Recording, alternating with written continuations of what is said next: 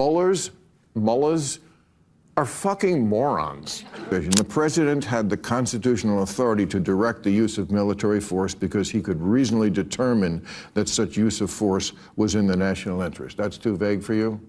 Totally vague. Okay, because that's from Obama.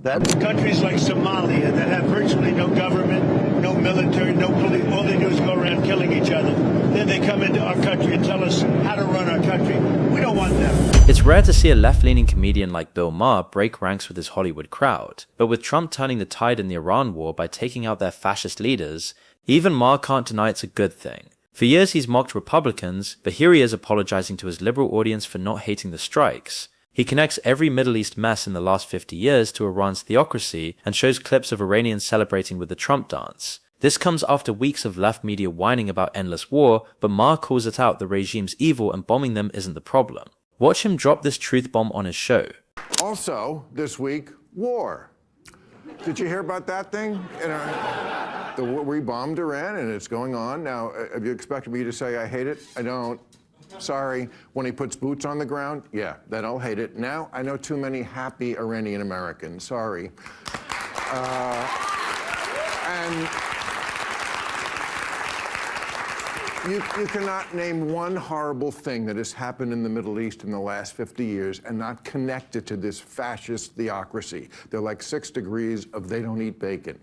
And it's popular. I mean, Iranians all over the world are doing the Trump dance. Have you seen that? The whole world is jerking off 2 guys at once now. It's amazing, yeah. Maher just owned his own audience, admitting the war is justified because Iran's regime is behind so much chaos. The left flips out over Trump doing what Obama did in Libya, but Maher's like, sorry, I don't hate it. Hypocrisy exposed, they cheered endless interventions under Dems but melt down when Trump delivers quick wins. Those Iranians doing the Trump dance, that's real gratitude, not the fake virtue signaling we see here. Adam Schiff's been a Trump hater since day one, leading impeachments and now whining about the Iran strikes being illegal without Congress. But Bill Maher sets the perfect trap on his show, reading a vague statement about presidential authority for military force and asking if it's too broad. Schiff bites, calling it totally vague, only for Maher to reveal it's from Obama on Libya strikes. This exposes the left's selective outrage. Fine when their guy bombs without approval, but a crisis under Trump. With the Iran war going strong and Trump succeeding where others failed, moments like this show why Dems are losing ground. This statement from the administration: the president had the constitutional authority to direct the use of military force because he could reasonably determine that such use of force was in the national interest. That's too vague for you? Totally vague. Okay, because that's from Obama, about Libya. Well, Obama made the argument initially that he could go into Syria without an authorization. I and many others pushed back on that argument. Ultimately, he did not go forward with going after Assad, even though Assad was gassing his own people, because he thought he might lose the vote in Congress. But I respect the fact that that was important to him, and the fact that he did not have the support of Congress meant that we weren't going to go forward. Schiff falls right into it, bashing a quote he thought was Trump's but was Obama's. The left's hypocrisy is on full display. Endless wars, okay, under Dems, but Trump takes decisive action, and it's unconstitutional. Maher nailed him, and Schiff's weak recovery just makes it funnier. Trump's proving strong leadership wins, while Dems like Schiff flip-flop to hate on him. This bombshell ties right into why Trump had to hit Iran hard. Reports say the regime paid a 47-year-old Pakistani national to assassinate him back in 2024. The plot involved a map with an arrow pointing to Trump, and the guy was arrested with weapons and fake IDs. This comes from fresh FBI docs leaked on X, showing Iran's desperation to stop Trump even before the war. No wonder he's going all in now. They've been gunning for him for years. The left downplays these threats, but it's proof Iran's a terror state. Watch this. In the federal trial of a Pakistani man, prosecutors accuse him of plotting to assassinate American political leaders, including President Trump. He says Iran was behind it all. Alexis McAdams is outside the Brooklyn Federal Courthouse in New York City. Alexis.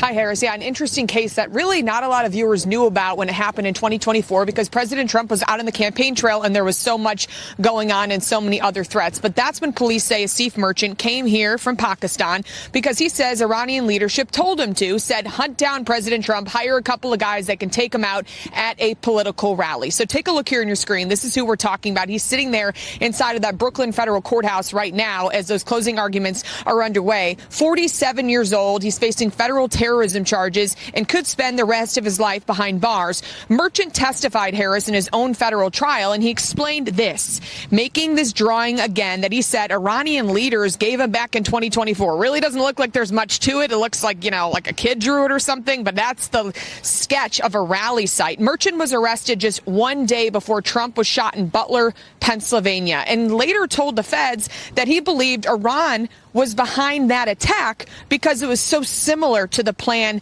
that they gave him. Kind of get up in an elevated place, go to a rally, and create all this chaos so the gunman can get away.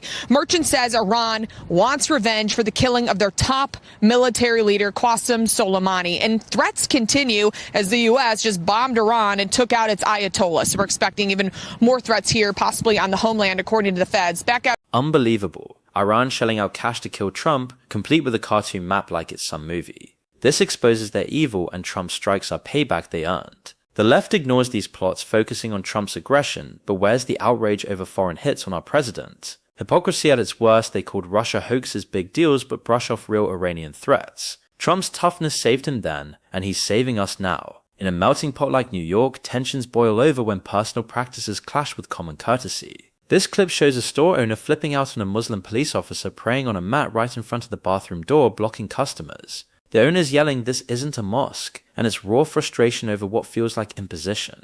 Watch this. Yo, bro, I don't even know what's going on, but nigga, I'm trying to go to the bathroom and look. Nigga got 12 in here praying. Bro, what's going on? What's going on? What's going on? 12 is in there praying right now, bro. Bro, what are you doing? Go pray in the car or the precinct. This ain't no fucking mosque, nigga. What's up with y'all niggas, bro? Look, in my ear too, nigga. This ain't no fucking mosque, nigga. Yeah. You on this? Yeah, I do. You on this? Yeah, I do. Okay. That owner didn't hold back, frustrated because a cop's prayer blocked his business. The left calls this Islamophobia, but it's about basic respect. Don't impose in someone else's space. They demand tolerance for everything but get mad when Americans push back. Trump's always been blunt on immigration, and this old clip resurfacing amid the Omar fraud scandals hits different now. He's ranting about countries like Somalia, no government, constant chaos sending people here who then lecture us on running America. This directly shades radicals like Omar, whose family ties to Somalia's regime raise fraud questions. Trump promised to deport threats and scams, and with his deportations ramping up, this reminds us why protect our way of life from those who don't appreciate it. Watch this.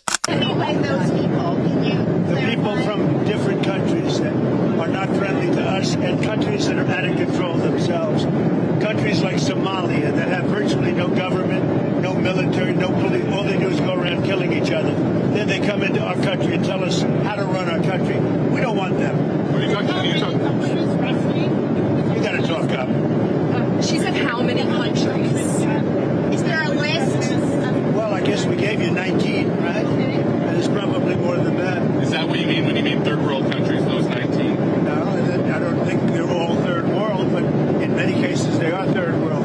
They're not good countries. They're very crime-ridden countries. They're countries that don't do a good job. They're countries that don't register from the standpoint of success. And we, frankly, don't need their people coming into our country telling us what to do. When you talk about I'm talking about like Somalia, where you have a congressman goes around telling everybody about our Constitution, and yet she supposedly came into our country by marrying her brother.